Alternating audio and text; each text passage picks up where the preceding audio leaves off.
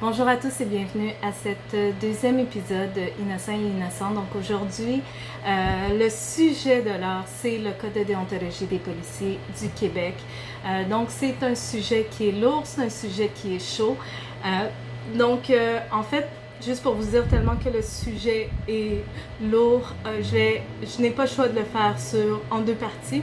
Donc aujourd'hui, vous allez voir la première partie. La semaine prochaine, je vais sortir la deuxième partie. En fait, je dois vous dire, malgré le fait que je le fais en deux parties parce qu'il y a énormément d'informations, je dois quand même vous dire qu'il y a beaucoup de choses que je ne vais pas toucher. Donc, dans la section commentaires, vous allez pouvoir aller lire, vous éduquer, aller chercher toutes les informations et les formulaires nécessaires. Donc, avant qu'on commence en sujet, je voudrais juste me présenter. Donc, mon prénom est Sylvie. Donc, si vous ne me connaissez pas, je veux juste réitérer le fait que je ne suis pas policière ni avocate. Je n'ai pas non plus étudié le droit à l'université, donc j'avais un parent qui était dans la police et suite à ça, il nous a éduqués par rapport à nos lois et à nos droits. Et suite à ces informations-là, je me suis rendu compte que beaucoup de gens n'étaient pas au courant. Et avec tout ce qui se passe présentement, dans la saison que nous sommes présentement, je me suis juste rendu compte que les gens avaient besoin d'informations par rapport aux lois, aux droits. Donc, j'ai décidé de lancer ce projet-là. Malgré le fait que j'avais un bagage, je lis et je fais beaucoup de recherches et beaucoup d'heures sont mises là-dessus et je me rends compte que mon bagage était quand même très minime parce qu'il y a énormément d'informations. Donc, j'en apprends également beaucoup pendant que je partage avec vous. Également, vous allez voir sur notre page YouTube, il y a déjà 2 vidéos qui sont en rotation. Donc, le premier qui est la présentation. Donc, j'explique un peu c'est quoi ce projet-là, Innocent et Innocent. J'explique d'où ça sort et je me présente dans la vidéo. Et donc, allez voir cette vidéo-là. Et la deuxième vidéo est sur les crimes et infractions, qui est notre premier épisode. Je sais que c'est pas un sujet qui est vraiment super intéressant, mais c'est des choses qu'on doit savoir. Par rapport aux droits et aux lois, j'ai juste mentionné le fait qu'on n'a pas besoin d'être policier ou avocat ou étudier le droit pour connaître nos droits. En fait, chaque citoyen est supposé, c'est son devoir et sa responsabilité d'être éduqué par rapport aux lois et aux droits. Donc, on va commencer. Donc, let's go, commençons.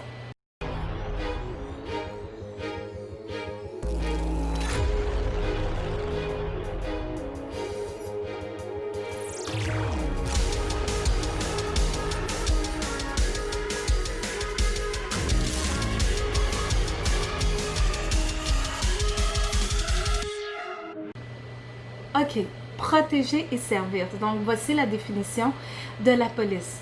Mais si on va plus dans le rôle en détail des policiers, c'est d'assurer la sécurité des personnes et des biens et maintenir l'ordre public tout en faisant appliquer les lois.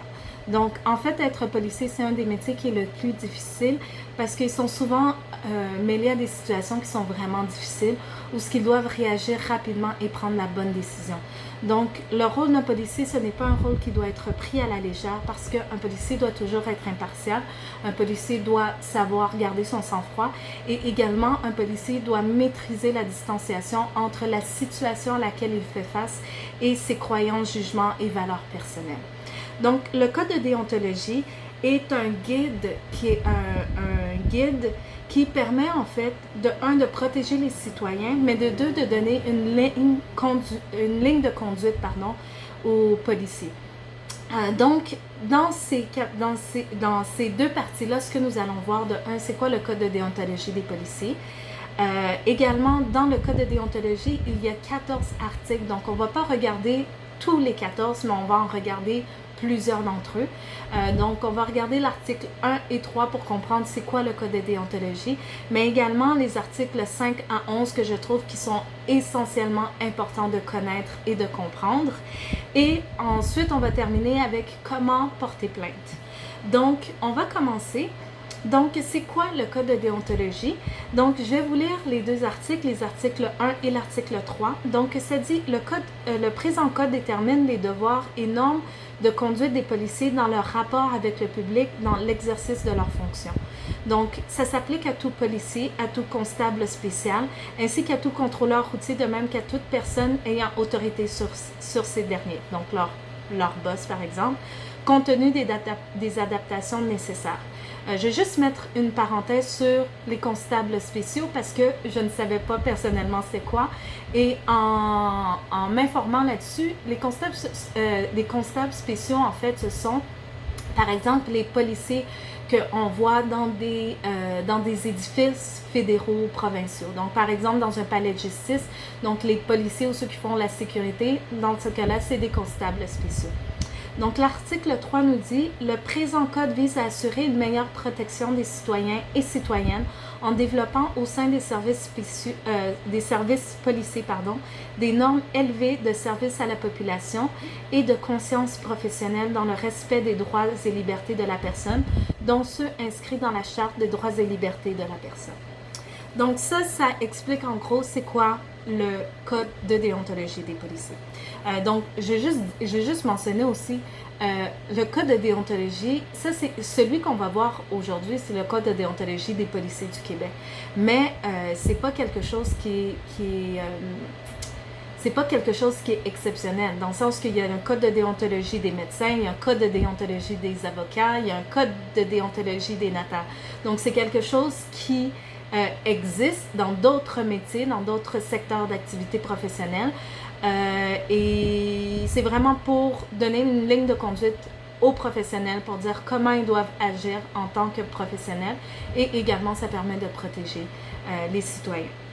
Donc, si vous avez regardé ou si vous allez regarder le code de déontologie, vous allez voir que le code de déontologie est divisé en 3 sections. Et moi, la section que je voulais vraiment mettre de l'emphase dessus, c'est la section du milieu qui est les devoirs et normes de conduite. Donc, c'est les articles que je parlais plus tôt de 5 à 11. Donc, on va passer à travers ces articles-là. Donc, l'article numéro 5, ça dit « Préserver la confiance et la considération ».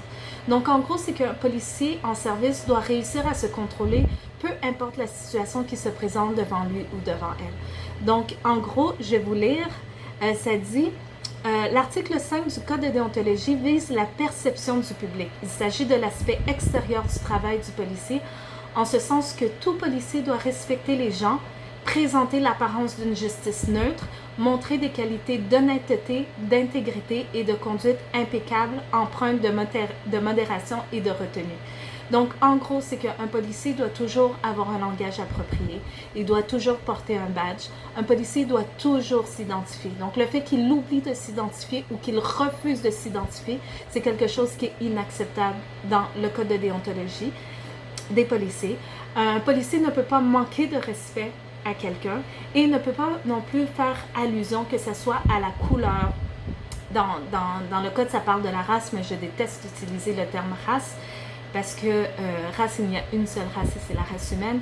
Et donc, on va modifier ce terme race par l'origine ethnique, le sexe, l'orientation sexuelle, la religion ou les convictions ou peu importe autre chose.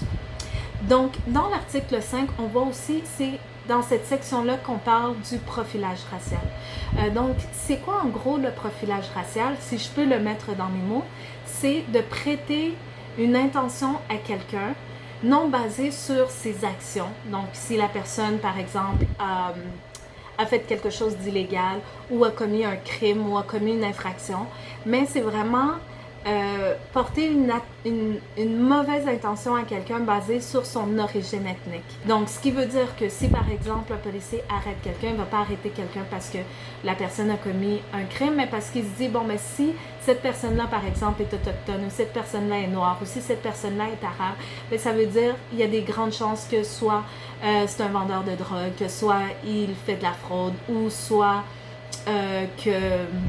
que c'est un proxénète ou soit que peu importe c'est quoi. Donc, c'est qu'on porte un jugement à quelqu'un, non pas sur ses actions, mais par rapport à ses croyances personnelles et à son jugement personnel. Donc, ça, c'est ce qu'on appelle le profilage racial. Donc, en gros, je vais vous lire quelque chose ce qu'un juge a dit lors d'un jugement en 2006. Il a dit, si le véritable motif de l'interception du véhicule est fondé sur la race de ses occupants, plutôt que sur le contrôle des dispositions du Code de la sécurité routière, il y a dérogation à l'article 5 du Code de déontologie des policiers du Québec. En effet, le comité est d'avis que l'article 5 est suffisamment large pour couvrir les comportements fondés sur ce qu'il est maintenant convenu d'appeler le profilage racial. Donc, ça c'est pour l'article 5.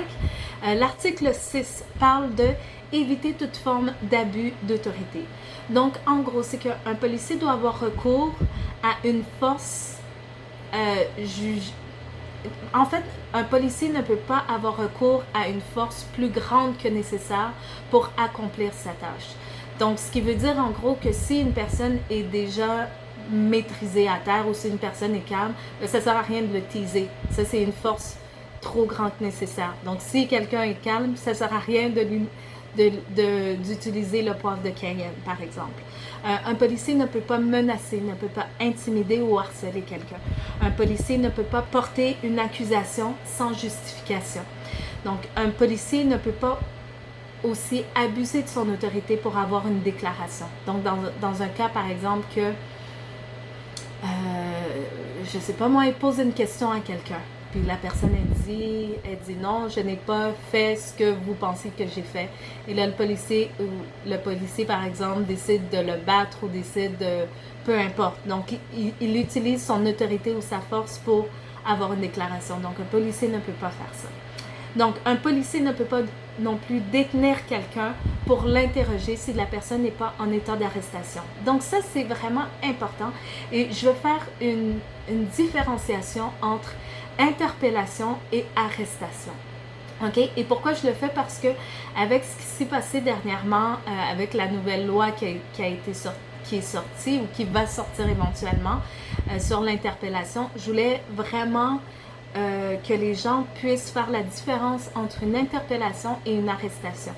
Donc, en fait, un policier peut en tout temps approcher quelqu'un, peut en tout temps poser des questions, peut en tout temps essayer de comprendre ce qui se passe, quelles sont ses intentions. Est-ce que la personne a besoin d'aide, a besoin de support, peu importe.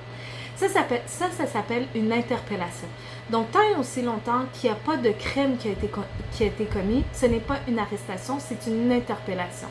Et dans un cas d'une interpellation, on n'est pas obligé, nous citoyens, nous ne sommes pas obligés de nous identifier et de parler ou de coopérer ou de rester sur place. Parce qu'une interpellation, ce n'est pas une arrestation. Tandis qu'une arrestation, c'est basé sur un crime qui a été commis ou une infraction qui a été faite. Et à ce moment, un policier peut faire une arrestation. Et souvent, lorsqu'il fait une arrestation, il va mettre des menottes. C'est pour ça qu'il est important, lorsque vous êtes approché par un policier vous pose des questions, vous interroge. Une des questions que vous devez toujours poser, c'est « Suis-je en état d'arrestation ?» Si le policier dit non, vous n'êtes pas en état d'arrestation, à ce moment-là, ça veut dire que vous n'êtes pas obligé de vous identifier et vous n'êtes pas obligé non plus de parler. Donc, s'il vous pose des questions, vous pouvez décider de garder le silence. Ça, c'est un de vos droits, un des droits des citoyens qui est de garder le silence. En fait, même quand vous êtes arrêté, vous n'êtes pas obligé de parler. À part vous identifier, vous pouvez, et un policier va vous dire, vous avez le droit de garder le silence. Ça, c'est un droit que chacun devrait utiliser. Donc, je vais vous lire également dans un jugement qui a été rendu, et le juge a dit ceci. Quand les policiers usent de contraintes envers un citoyen pour l'asseoir dans un véhicule de police et l'interroger afin d'obtenir des informations, il y a détention car celui-ci ne peut quitter le véhicule et doit répondre aux questions. Le citoyen est donc privé de sa liberté et soumis à une contrainte physique et psychologique de la part des policiers. Il y a faute déontologique de la part des policiers, même si ces derniers prétendent que cette violation a été commise de bonne foi, puisqu'ils ont agi avec une ignorance inacceptable et ont commis une erreur inexcusable. En effet, l'erreur de bonne foi n'est pas une défense lorsque la violation est flagrante et il n'est pas nécessaire de prouver malice ou mauvaise foi pour conclure à un manquement de déontologie. Donc, en gros, ça ici, c'est juste un exemple, comme on parlait plus tôt. Donc, je disais qu'un policier ne peut pas détenir quelqu'un si la personne n'est pas en état d'arrestation. Donc, si c'est une interpellation, ça veut dire que la personne peut en tout temps quitter les lieux, peut en tout temps bouger, peut en tout temps décider que, OK, moi j'ai fini avec vous, je n'ai pas le goût de parler, j'ai rien fait, vous n'avez rien contre moi, je ne suis pas en arrestation, donc merci beaucoup, moi je continue mon chemin. Donc ça, cet exemple-là parle d'une interpellation, des policiers qui avaient fait une interpellation et ce n'était pas une arrestation et ils ont mis la personne en fait dans la voiture de police pour l'interroger. Et ils ont eu une sanction parce que ça allait contre le code de déontologie. Donc le dernier point que j'ai parlé, donc les policiers doivent respecter l'autorité de la loi et des tribunaux et collaborer à l'administration de la justice. Donc en gros, c'est qu'un policier ne peut pas empêcher la justice de suivre son cours. Un policier ne peut pas transmettre ou cacher des preuves, que ce soit pour nuire ou pour avantager quelqu'un. Donc là, on a vu l'article 5, 6 et 7. Et en fait, je vais arrêter ici et la semaine prochaine, on va voir l'article 8, 9, 10 et 11. Et puis, on va également voir comment on peut porter plainte. Donc, je vous remercie et je vous souhaite de passer une excellente journée ou une bonne fin de journée. OK, au revoir.